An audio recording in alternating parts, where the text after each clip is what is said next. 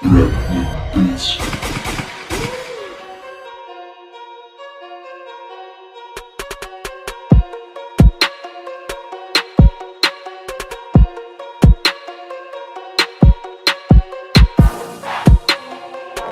guys, what is going on? Anthony here with Pistons Talk. In today's video, I wanted to update you guys on the training camp roster. Yesterday, a lot of the media members released the training camp roster, and now we know how tall they are, how much they weigh, and what numbers they're going to be wearing, so I will have it on the screen for you guys that want to check that out. But what I did, I thought this would be a really cool video, kind of a concept for you guys. We can debate about this, is I made a depth chart for training camp in a tier maker.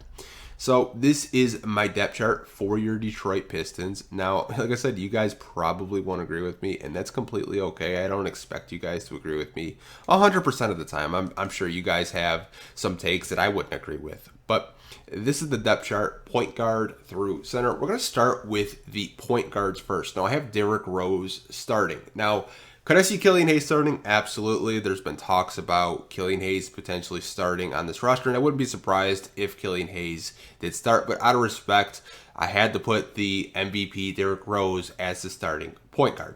As you guys know, we drafted Killian Hayes 7th overall. Lots to like about this kid, man. Like 6'5", 216 pounds. He's already got a man's body, and he's only 19 years old. So really excited to see what's there with Killian Hayes. Next, I have DeLon Wright. Now, DeLon Wright, to me, is going to play that Tim Frazier role. Now, you could make a case to put him down at the shooting guard position. I personally think he's more comfortable at the point guard position, but I wouldn't be surprised if Casey put him at the 2 guard.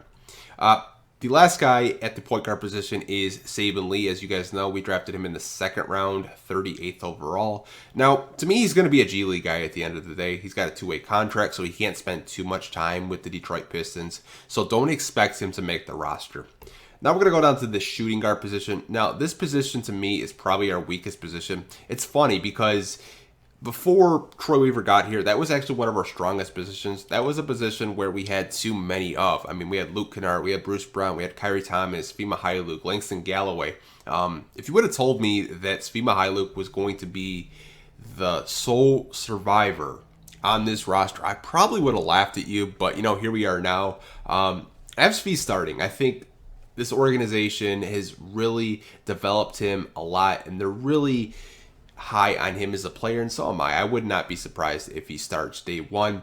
Wayne Ellington, I'm going to have behind Svi Mykhailiuk. I think Wayne Ellington brings a veteran leadership. He's going to teach Svi, a lot of those dribble handoffs that he did with Blake Griffin in this 2018-19 season. I'd love for Svi to just mimic what Wayne did with Blake, coming off screens, coming off, back screens, cutting to the basket more. I think Svi has all the tools to do that, and I'm sure Wayne Ellington can teach him all the ins and outs of how to, read screens and stuff like that.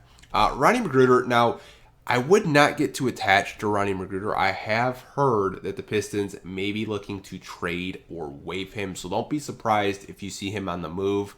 But I'm going to have him as a 3rd-string shooting guard on this team. Now, he's a veteran just like Wayne Ellington. I don't really expect too much out of Ronnie Magruder at this stage of his career. I think he's a good, like I said, another good veteran for this team. But the Pistons do not trade him, but he's going to be my 3rd string. And my 4th string is going to be LiAngelo Ball.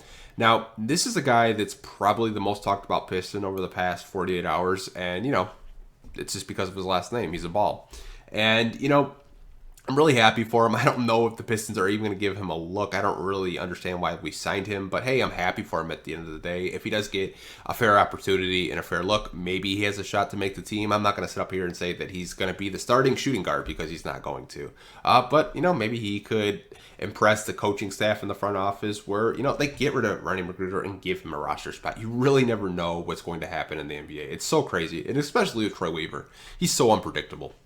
Next at the small forward position, I'm going to have Jeremy Grant starting. I don't think any of you would probably disagree. You might want to start Sekou, but I don't think the coaching staff wants to put him at that small forward position. Not to mention, you just paid this guy $60 million, so he's probably going to be starting.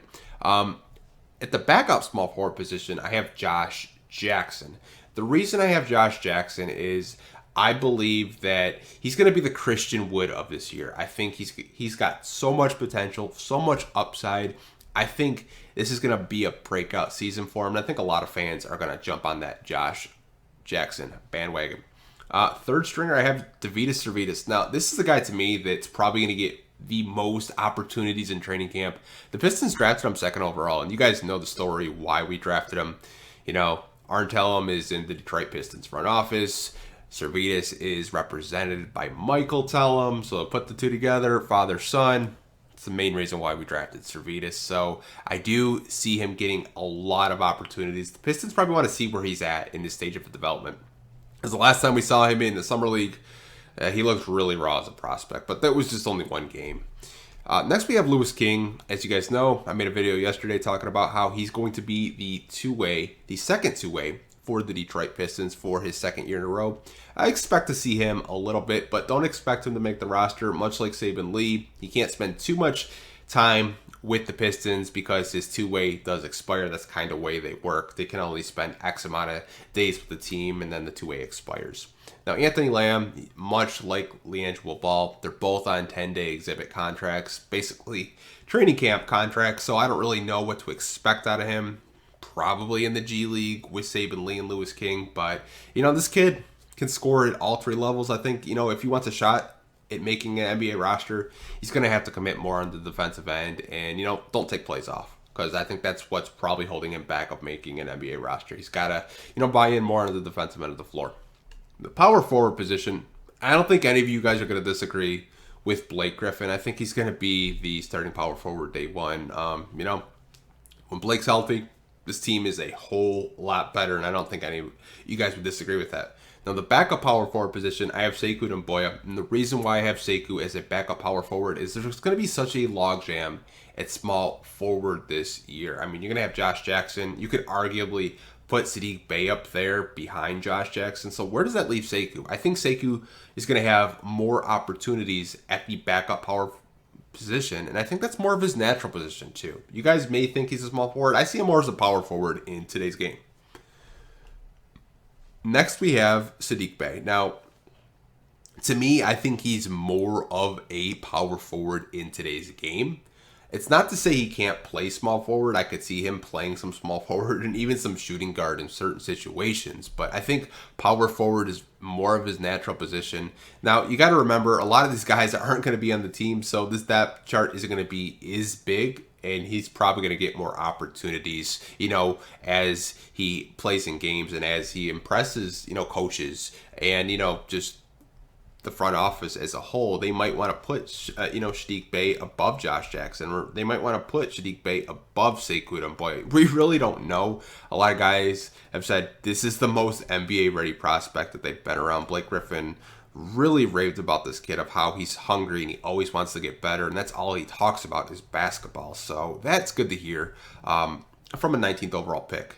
Now, Dazan Musa, I really don't know if he makes the team either. I think he's going to be a G Leaguer at the end of the day. I think he's going to spend a lot of time in the G League, like with Servitas, with Louis King, with Lamb, with Saben Lee. I think he still needs a lot of development to his game. That's what Nets fans told me anyways. They say don't expect him to do anything in the NBA because he struggles heavily in the NBA. He's more of a G Leaguer. He still needs to develop his game. So, I'll take their word for it. I did watch some highlights of him. I think he's still raw as a prospect. I think he needs more time to develop his skill set. Now we're getting down to the center position. Now, I'm going to have Mason Plumlee start. And the reason why I'm going to have Mason Plumlee start is he's a guy to me that's not going to put up crazy stats, but he's just going to do all the right things. He's going to set screens, he's going to make smart passes, and he's going to try to protect the rim.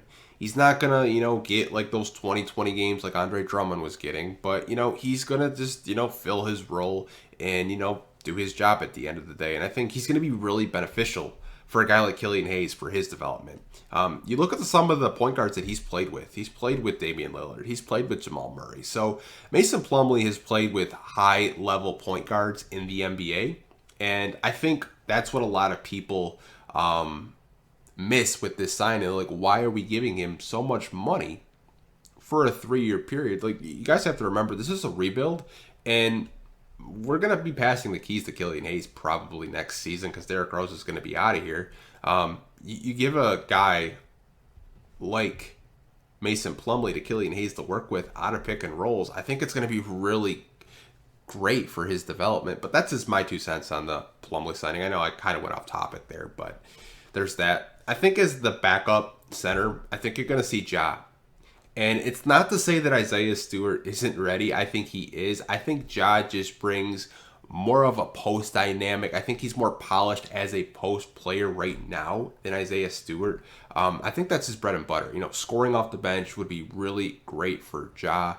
He's got better defensively. I'm not saying he's like all NBA defense, but he's not completely useless or allergic to defense like he was when he first came in the NBA. But I think he's gotten better at the defensive end. He's like an average defender now. I think the Pistons will try to, you know, develop him even more at the defensive end of the floor. But I have Ja as the backup center. I have Isaiah Stewart as the third string center. Now, he could really surprise a lot of people. You know, Troy Weaver said he had an inside scoop with Isaiah Stewart that he wasn't playing to his full potential at the University of Washington. He was just playing a role over there. So if that is the case and he didn't show his skill set to his max capacity at Washington, the Pistons may have a steal in Isaiah Stewart at the 16th overall pick. A lot of you guys are really hyping this guy up, calling him the next Ben Wallace, but we're going to have to wait and see how he does in these preseason games. But I want to thank you guys so much. If you made it all the way to the end of this video and you watched my tier maker depth chart for the preseason games, let me know down below in the comment section if you disagree with anyone that I have at a certain position. Let me know where you would put them at. Like always, I hope you guys are staying safe. Take care. I'll talk to you guys in the next video. Peace.